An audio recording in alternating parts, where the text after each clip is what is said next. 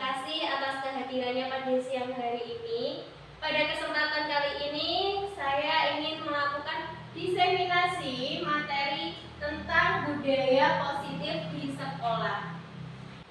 Konsep inti dari budaya positif ini ada beberapa, Bapak Ibu. Yang pertama, perubahan paradigma belajar. Kemudian ada disiplin positif. Kemudian nilai-nilai kebajikan, kebutuhan dasar manusia, motivasi perilaku manusia, kemudian posisi kontrol guru, keyakinan kelas, dan yang terakhir adalah segitiga restitusi. Inilah yang akan saya sampaikan pada kesempatan siang hari ini. Pembelajaran dengan paradigma baru. Maksudnya seperti apa? Pembelajaran dengan paradigma baru ini merupakan pembelajaran yang dirancang berdasarkan prinsip pembelajaran berdiferensiasi. Kemudian apa itu budaya positif? Mungkin Bu Susan bisa dibacakan. Budaya positif adalah penerapan nilai-nilai atau keyakinan universal yang tidak bisa diterapkan secara instan. Iya. Budaya positif adalah penerapan nilai-nilai universal. Nilai universal yang seperti apa? Mungkin Bapak Ibu guru ada yang pernah mendengar nilai universal? Belum ya. Baik, bisa di next. Ada beberapa miskonsepsi tentang teori kontrol yang disampaikan oleh Dr. William Glasser. Yang pertama, ilusi bahwa guru mengontrol murid. Yang kedua, ilusi bahwa semua penguatan positif efektif dan bermanfaat. Yang ketiga, ilusi bahwa kritik dan membuat rasa bersalah mampu menguatkan karakter. Dan yang terakhir, bahwa ilusi bahwa orang dewasa berhak memaksa. Jadi selama ini banyak dari kita, bahkan saya sendiri itu merasa bahwa dengan adanya hukuman, dengan adanya peraturan itu akan membuat anak lebih disiplin. Padahal aturan itu bersifat memaksa dan itu kurang efektif jika diterapkan untuk anak-anak. Karena sejatinya pendidikan itu harus berpihak pada murid. Ya. Nah, lalu bagaimana seharusnya? Ya kita harus mengubah paradigma kita dari yang awalnya stimulus respon menuju ke teori kontrol. Misalnya, realitas atau kebutuhan kita sama pada stimulus respon itu harus kita ubah. Bahwa kebutuhan kita itu berbeda. Jadi kebutuhan anak-anak itu tidak ada yang sama. Karena karakternya pun juga berbeda. Kemudian yang kedua, semua orang melihat hal yang sama. Itu kita ubah pada teori kontrol menjadi setiap orang memiliki gambaran yang berbeda. Yang ketiga, kita mencoba mengubah orang agar berpandangan sama dengan kita. Itu artinya kita memaksa. Padahal itu tidak baik. Nah, lalu bagaimana? Ya kita ubah menjadi teori kontrol. Yaitu kita berusaha memahami pandangan orang lain tentang dunia. Karena memang pandangan orang lain itu berbeda dengan pandangan kita. Apa yang menurut kita baik belum tentu baik menurut orang lain. Lanjut, disiplin positif. Nah, ini tadi yang kita bahas ya. Disiplin positif. Disiplin ini berasal dari kata disiplin. Artinya belajar. Nah, disiplin positif ini merupakan salah satu cara penerapan disiplin yang bertujuan untuk menumbuhkan kesadaran serta memberdayakan peserta didik tanpa adanya imbalan penghargaan, reward, ancaman, maupun hukuman. Berikutnya adalah nilai-nilai kebajikan. Apa itu nilai-nilai kebajikan? Nilai-nilai kebajikan adalah nilai yang disepakati bersama. Tujuannya untuk apa? Ya untuk menerapkan budaya positif tadi agar anak-anak memiliki pembiasaan yang baik, karakter yang baiknya. Ini adalah contoh-contoh nilai kebajikan dari beberapa institusi atau organisasi. Yang pertama, profil pelajar Pancasila. Seperti yang kita ketahui, ada berapa dimensi profil pelajar Pancasila? 6. Ya, yang pertama ada beriman, bertakwa kepada Tuhan Yang Maha Esa, dan berakhlak mulia. Kemudian ada mandiri, ada bergotong royong, berkebinekaan global, bernalar kritis, dan kreatif. Coba semuanya berdiri dulu, Bapak Ibu. Ya, kita akan coba nyanyi dimensi profil pelajar Pancasila. Baik, sudah siap semuanya? Iya. Pelajar Pancasila beriman dan bertakwa pada Tuhan Yang Esa dan berakhlak mulia, berkebinekaan global, gotong royong mandiri, kreatif dan bernalar kritis. Iya, itu tadi adalah contoh nilai kebajikan dari profil pelajar Pancasila. Silakan duduk kembali. Iya, berikutnya ada dari Ibu PYP. Ini ada beberapa juga, Bapak Ibu, yang nilai-nilai kebajikannya. Dan yang terakhir ada dalam keterampilan hidup atau life skill. 3 motivasi perilaku manusia. Dalam melakukan sesuatu, dalam melakukan satu hal, pasti kita memiliki motivasi nih Bapak Ibu. Terus betul?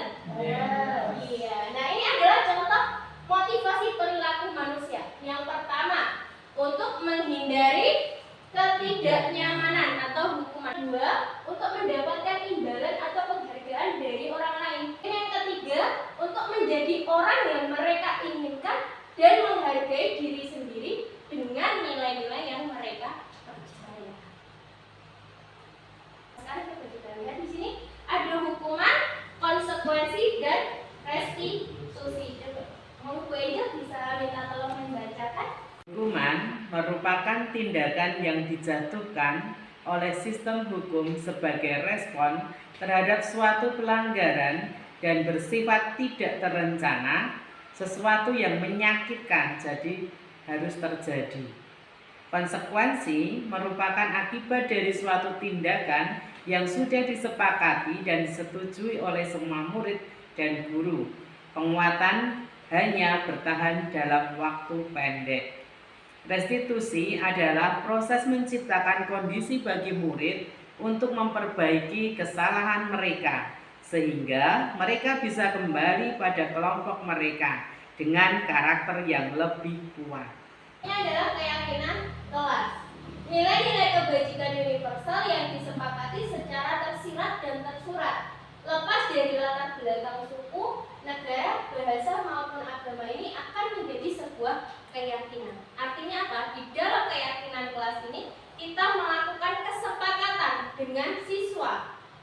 Apa yang harus mereka lakukan, apa konsekuensi jika mereka tidak melaksanakan, dan sikap-sikap baik seperti apa yang harus mereka kembangkan. Nilai-nilai universal apa yang harus mereka laksanakan untuk menjadi sebuah pembiasaan sehingga nantinya bisa menjadi sebuah budaya positif. Kenapa harus keyakinan kelas? Kok bukan peraturan kelas? Karena seperti kita ketahui bahwa peraturan kelas itu bersifat memaksa. Dan biasanya peraturan itu yang membuat siapa? Guru, kepala sekolah, tanpa melibatkan siswa. Padahal dalam peraturan itu yang melaksanakan siapa? Siswa. Seperti itu. Oleh karena itu kita perlu melakukan yang namanya membuat keyakinan kelas. Nah, lalu bagaimana prosedurnya untuk membuat keyakinan kelas? Yang pertama, semua ikut berpendapat. Jadi semua diminta untuk menuliskan atau mungkin menyampaikan pendapatnya tentang keyakinan kelas apa yang akan dilaksanakan di kelas tersebut. Kalau semua sudah menuliskan, bisa menggunakan sticky notes atau mungkin nanti bisa menuliskan di sebuah kertas atau di papan tulis juga bisa. Kemudian kalau sudah, kita catat semua masukan-masukan dari siswa itu, semua masukannya kita tulis. Kalau sudah dicatat, kita ubah kalimat-kalimat negatif menjadi sebuah kalimat positif. Misalnya, tidak membuang sampah sembarangan. Itu kan kalimat negatif ya. Kita ganti, kita ubah menjadi kalimat positif, menjadi menjaga kebersihan. Tidak membuli teman, diganti rukun dengan teman. Jadi kita ubah. Tujuannya kalau kalimat positif ini akan menjadi satu motivasi untuk diri kita yang nantinya bisa membuat kita terbiasa. Berikutnya, kalau sudah diubah, kita tinjau lagi nilai kebajikan apa yang ada di dalam keyakinan kelas yang sudah disepakati tadi. Misalnya, menjaga kebersihan berarti nilai kebersihan. Datang tepat waktu berarti nilai universalnya kedisiplinan. Mengerjakan tugas berarti tanggung jawab, seperti itu. Kita tentukan nilai kebajikannya. Kalau sudah, kita tinjau ulang, kita cari apakah ada keyakinan-keyakinan yang ditulis tadi yang sama, agar tidak terlalu banyak. Kalau ada yang sama, kita jadikan satu. Misalnya, tidak mengganggu teman saat belajar dengan tidak membuli teman, itu kan sama. Berarti saling menghargai, saling toleransi, saling rukun. Nah, jadikan satu. Kemudian yang terakhir, jika sudah ada kesepakatan, kita tanda tangani sebagai bentuk kesepakatan kelas.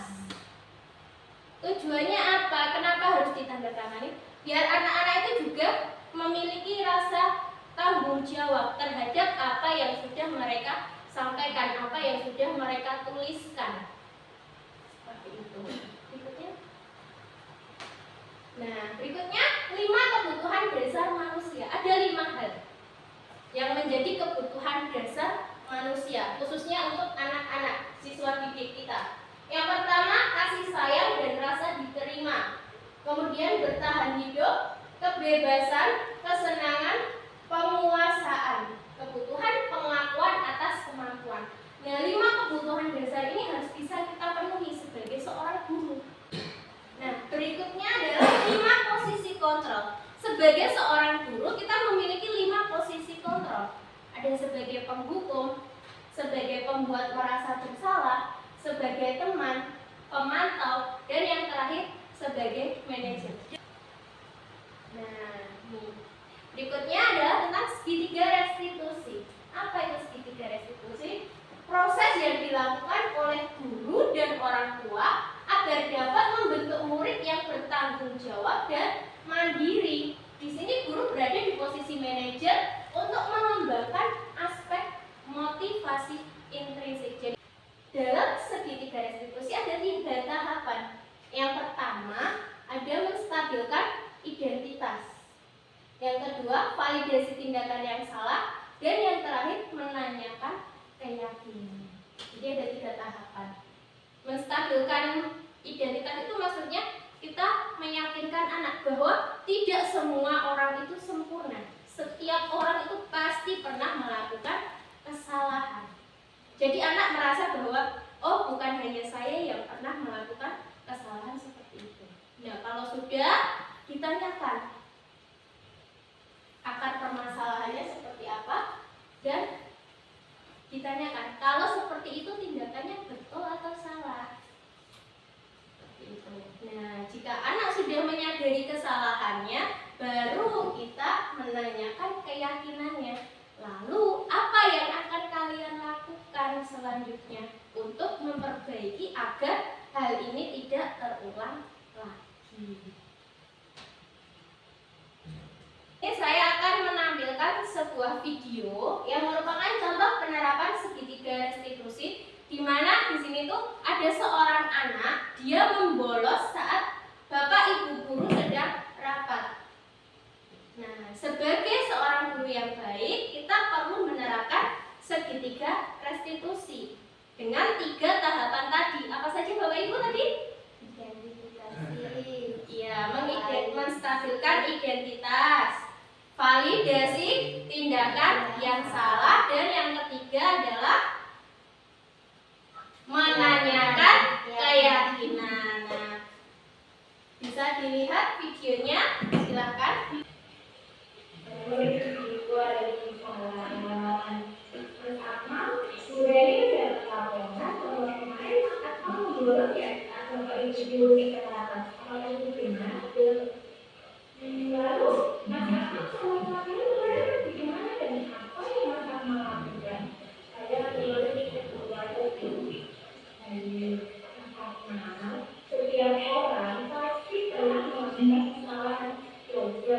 Perhitungannya apa manfaatnya? Lalu nomor yang kamu lakukan itu benar atau salah?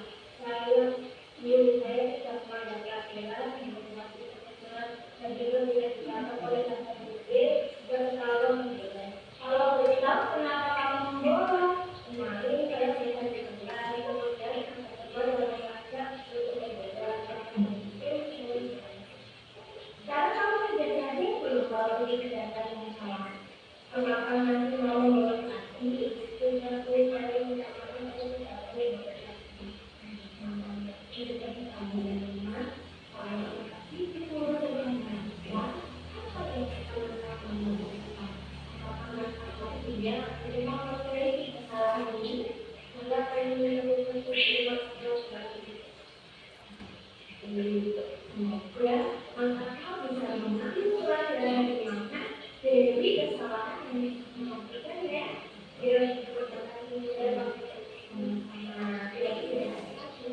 Assalamualaikum, nama saya Ahmad, siswa kelas 6 SD Negeri Kramatiga. Saya sangat senang sekali diajak diskusi dengan Bu Leni untuk menemukan solusi atas kesalahan yang telah saya lakukan.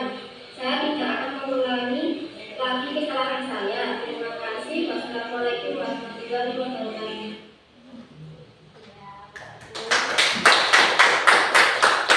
Ya, jadi seperti itu ya Bapak Ibu. Untuk menyelesaikan masalah, kita jangan langsung menghukum anak. Karena hukuman itu hanya bersifat sementara, hanya menyakiti anak. Tetapi kita cari solusi terbaik dengan menerapkan segitiga restitusi. Jadi anak-anak benar-benar tahu apa kesalahannya dan apa yang harus mereka lakukan untuk memperbaiki kesalahannya. Demikian Bapak Ibu yang bisa saya sampaikan tentang disiplin positif. Semoga apa yang saya sampaikan pada siang hari ini bisa bermanfaat. Terima kasih atas waktunya. Wassalamualaikum warahmatullahi wabarakatuh.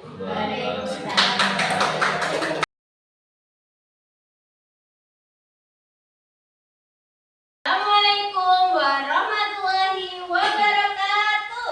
Waalaikumsalam warahmatullahi wabarakatuh. Selamat pagi anak-anak. Pagi. Apa kabar hari ini? Baik. Alhamdulillah. Coba Bu Reni ingin anak-anak lebih semangat lagi. Coba. Tepuk semangat. Kurang semangat, masih loyo. Yuk dicoba lagi yuk. Tepuk semangat.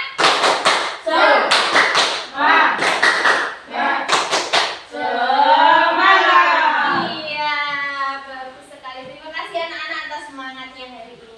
Nah, anak-anak, sebelum kita mulai pelajaran hari ini, Bu Reni ingin kita membuat keyakinan kelas.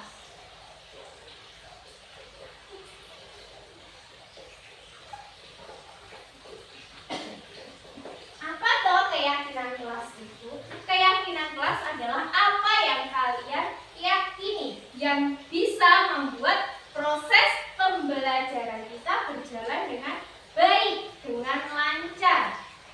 Ya, jadi sikap seperti apa yang harus kalian tunjukkan agar kegiatan belajar mengajar bisa berjalan dengan baik. Nah, misalnya seperti apa? Tidak mengganggu teman saat belajar, kemudian peduli terhadap orang lain atau keyakinan-keyakinan lain yang kalian percayai. Itu bisa membuat proses belajar mengajar kita bisa berjalan lancar. Nah, nanti Bu Reni akan membagikan kertas. Silahkan kalian tulis di sini keyakinan kelas apa yang akan kita sepakati di kelas 6 ini. Nanti kita simpulkan bersama-sama apa keyakinan kelas yang akan kita terapkan di sini. Nah, kenapa Bu harus ada keyakinan kelas ini? Agar nantinya bisa menjadi satu pembiayaan anak-anak semua. Dan akhirnya bisa menimbulkan budaya positif yang membuat karakter anak-anak menjadi lebih baik lagi. Nah, ini akan membagikan kertas. Silakan nanti ditulis ya.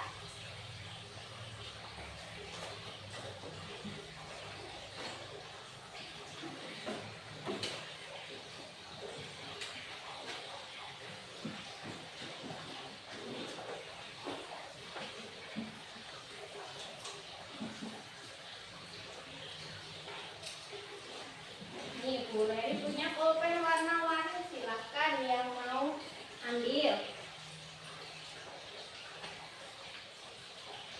Yang mana boleh tidak harus pakai pulpen warna hitam ya, boleh pakai spidol, boleh pakai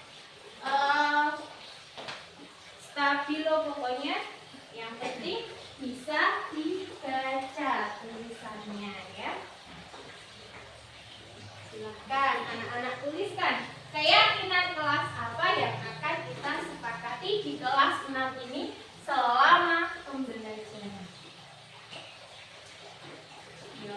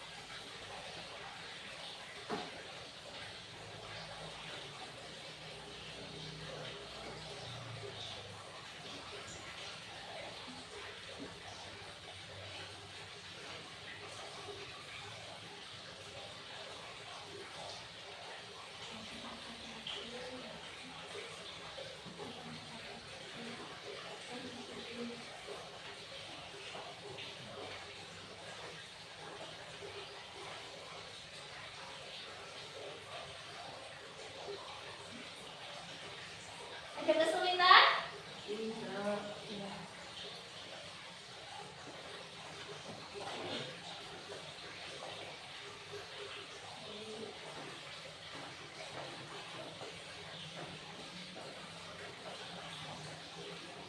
Sudah?